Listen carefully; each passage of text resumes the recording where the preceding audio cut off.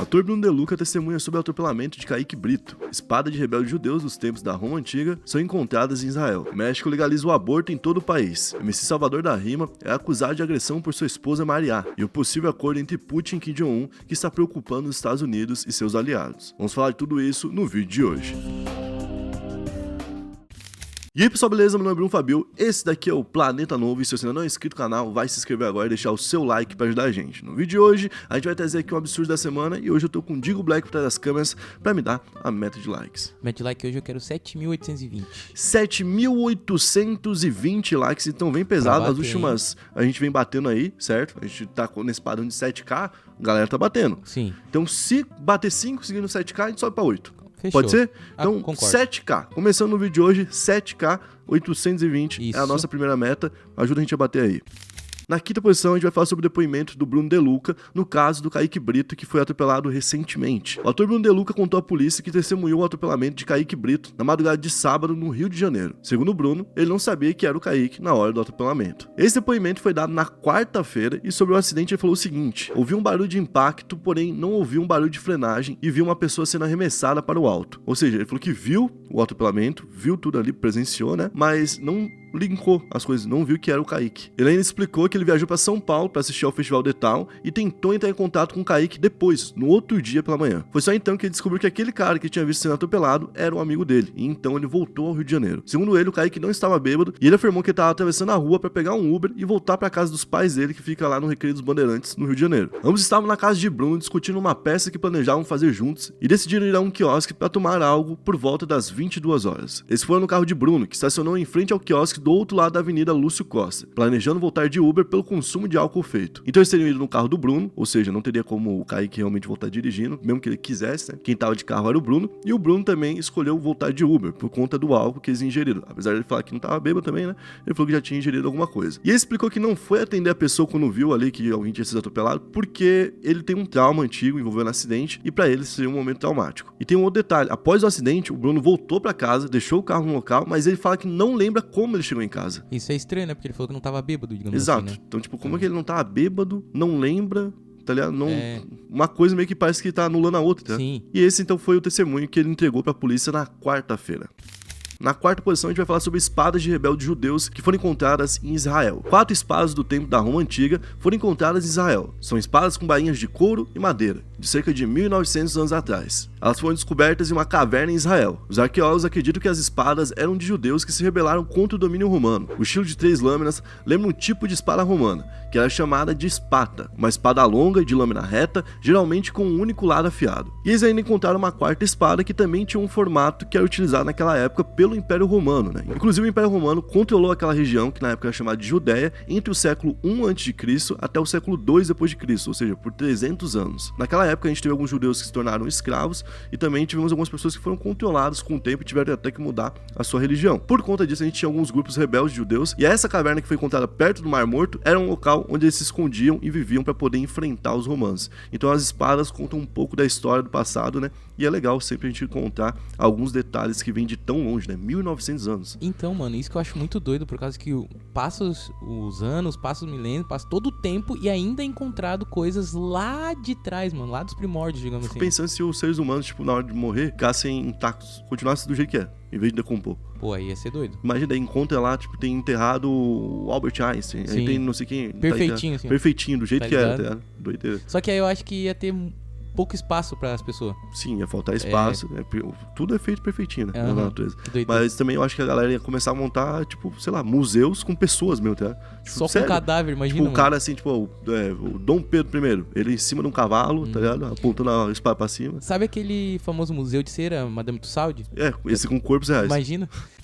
Na terceira posição, a gente vai falar sobre o México, que agora liberou o aborto. O aborto foi legalizado em todo o México depois de uma decisão da Suprema Corte nessa quarta-feira. A primeira turma do tribunal declarou que a proibição do aborto é inconstitucional. Os ministros afirmaram que punir o aborto no Código Penal viola os direitos humanos das mulheres e daqueles que podem engravidar. A partir dessa decisão, o aborto não pode ser punido quando realizado em instituições de saúde controladas pelo governo federal. Anteriormente, 10 estados mexicanos já permitiam o aborto, em casos de até 12 semanas de gestação. E até então, em casos, por exemplo, de estupro estupro, ou então anomalias fetais que fariam com que, por exemplo, o bebê já nascesse sem vida ou sem ter como se manter vivo, né? Ou até gerando risco para a mãe, já era liberado. Então a mãe já podia fazer aborto nessas condições. O que foi liberado agora é para todo tipo de caso. Então o limite agora não é mais qual o tipo da gravidez ou o contexto dela. Na verdade agora é o tempo de gravidez. Então, como na maioria dos estados a gente tem esse teto de 12 semanas, ele deve valer agora para todo o país.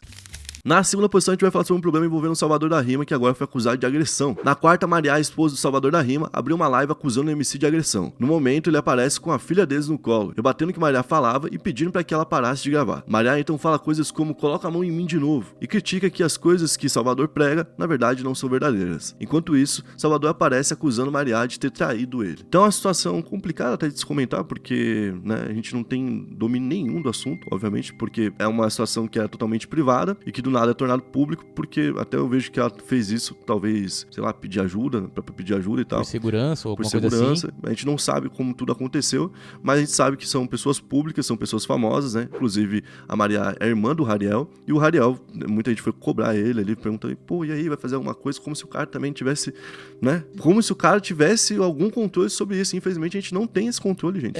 Pode ser irmã, pode ser mãe. Olha o que aconteceu com a mãe do Neymar, pô. O cara não foi lá pra bater na mãe do Neymar? Tá ligado? A culpa não é do Neymar, cara, tá ligado? Essas coisas, infelizmente mesmo, tá ligado? Podem acontecer com pessoas que a gente ama, e agora que estão cobrando basicamente que o moleque cometeu um crime.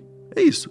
O que a galera tá esperando? Pô, você não é do funk? Você não é favelado? Vamos botar em palavras claras, né? Tipo isso. Você não é favelado? Você não é um cara da quebrada? Você vai deixar acontecer isso? Por que você não vai lá agora e matar ele? É tipo isso que estão cobrando o moleque, tá ligado? Tem que resolver com agressão, com tem que fazer alguma coisa. Né? Claro que se tudo for comprovado, realmente, tipo, virem ali que o Salvador errou, né? Até porque até no crime organizado, quando vai fazer algum tipo de inquérito ali, se a gente pode chamar assim, né? Onde vai rolar, tipo, o julgamento em si, tem um julgamento. Os caras perguntam, tá tudo certinho? Foi realmente tu que fez? Então agora vai entrar pro laço, agora vai entrar pro pau. O que vai acontecer é que de alguma forma ele vai ser punido. Então, deixando claro, a Mariá não me traiu e eu não bati nela, tá ligado, família? Aconteceu uma briga de casal particular nossa, o que aconteceu.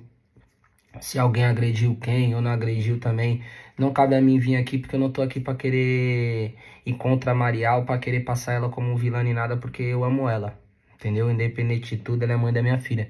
É igual aquela frase, né? É certo pelo certo, né? Então, certo pelo certo. Se ele tiver errado, ele vai ter que... Mas eu acho que não precisa colocar o erro agora na mão do Hariel. Ah, não, isso sim. Pra consertar uma situação que já tá totalmente errada. Sim, entendeu? Tipo, estender o erro até as mãos do moleque, que daqui a pouco tá envolvido em uma treta ainda maior, alguma coisa, tá ligado? Problemática, por conta de incentivo ali do público. Então, é isso, né?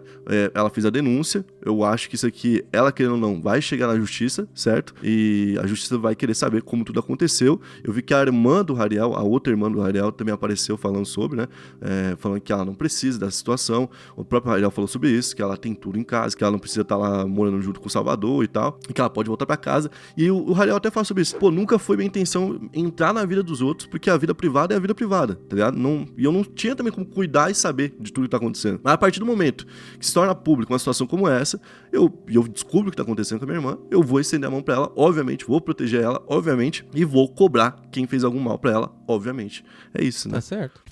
Na primeira posição, a gente vai falar sobre um acordo entre Rússia e Coreia do Norte que pode ser muito bom para os dois lados e muito nocivo para outros lados. Basicamente, os Estados Unidos e seus aliados, como a Ucrânia e a União Europeia, estão preocupados com os planos de Kim Jong-un de visitar a Rússia nesse mês. Isso porque o Putin e o Kim Jong-un pretendem discutir a possibilidade de a Coreia do Norte fornecer armas para a Rússia, para apoiar nesse momento de guerra contra a Ucrânia. O que se fala é que a Rússia, mais do que nunca, está precisando de armas, né, principalmente munições e cartuchos, e a Coreia, que vem se preparando para um enfrentamento há muitos anos, tem isso de sobra, tem lá sobrando, só que a Coreia do Norte passa por sanções há muito tempo. Ou seja, o que está acontecendo hoje com a Rússia, de um mercado se virar, ficar contra, ninguém fazer negócio e tudo mais, acontece por lá há muitíssimo tempo. Então o país está precisando de grana, está precisando ter relações com outros países, já tem com a China, que é o único, basicamente, que opera ali com a Coreia do Norte, faz esse meio campo para não faltar coisas lá dentro. Mas mesmo assim, o país precisa literalmente de petróleo, que é algo básico, e também de comida, que é algo básico. Então a troca seria essa: a Rússia abastece a Coreia com petróleo e com alimentos, enquanto a Coreia abastece a Rússia com cartuchos e munições, e o que mais for precisando durante a guerra. E dessa forma, os dois lados vão conseguir voltar a comercializar aquilo que eles são impedidos hoje pelo mundo. Só que o mundo não pode pedir, por exemplo, a Rússia de comprar algo da Coreia do Norte e nem a Coreia do Norte de comprar algo da Rússia. Como que você impede isso? Você ameaça do país que for fazer isso, né? O país, por exemplo, Brasil. O Brasil quer comprar munições da Coreia do Norte. Você ameaça o Brasil de também sofrer sanções. Do Brasil ter um mercado fechado para ele, certo? No caso da Rússia, essa ameaça não funciona, porque a Rússia já tá sofrendo com isso. Ela já tá sancionada.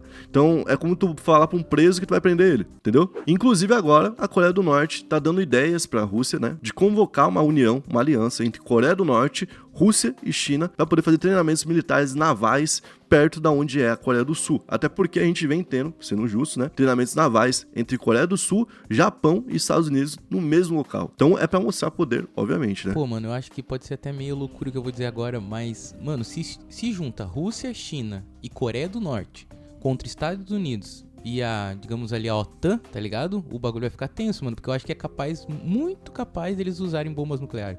Porque a Coreia do Norte, esses tempos, né, tava fazendo desfile, essas coisas assim, não tava? A preocupação com a bomba nuclear agora tá sendo qual? Tá sendo o seguinte: a Coreia do Norte vai começar a ser útil pra Rússia, Sim. certo? Em algum momento, pode ser que seja muito útil, ao ponto de ser tipo uma dependência da Rússia. Digamos, a Rússia tá lá no meio da guerra, ela não tem munições e ela depende das munições da Coreia do Norte. E a Coreia do Norte pode fazer a seguinte cartada: ou você me dá a tecnologia que eu preciso para conseguir criar armas nucleares, porque a Coreia do Norte ela vem estudando há muito tempo como transformar o poder nuclear numa bomba que seja eficiente, ou então num submarino nuclear, ou então em mísseis que possam atravessar longos trajetos, porque o alvo deles é os Estados Unidos, que tá longe pra caramba. Sim, tá ligado? Então a Coreia do Norte precisa de tecnologia que a Rússia já tem, que já descobriu há um bom tempo, inclusive, né? E no futuro, ela pode estar com a Rússia na mão. Ou seja, ela pode conseguir o que precisa para desenvolver essas bombas, e no futuro a Coreia do Norte ter bombas eficientes, e aí sim a gente ter o Kim Jong-un, infelizmente, podendo fazer um ataque desse. Mano, e imagina, mano, um país que é muito pequeno dominando grandes potências, digamos assim, né? Porque Estados Unidos e Rússia são grandes potências. Mas né? eu acho que isso aí acontece, cara, antes de terminar o projeto. Será, mano? Com certeza. Nossa. Com certeza. A Coreia do Sul ia invadir a Coreia do Norte, apoiada pelos Estados Unidos, e tudo que a gente tá vendo da OTAN fazendo lá na Ucrânia hoje, pela Ucrânia, para impedir que a Rússia domine, a gente ia ver acontecendo, só que do lado ao contrário, né?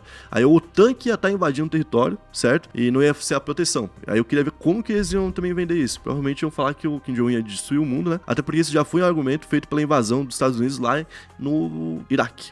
Certo? Verdade. Eles falam que tinha bomba nuclear, falam que tinha bomba de varíola, que é uma doença que quase ninguém é vacinado, né? Bomba então, biológica, né? Então venderam essa ideia pro mundo, invadiram o país e depois descobriram que nunca existiu sequer uma bomba dessas por lá, né?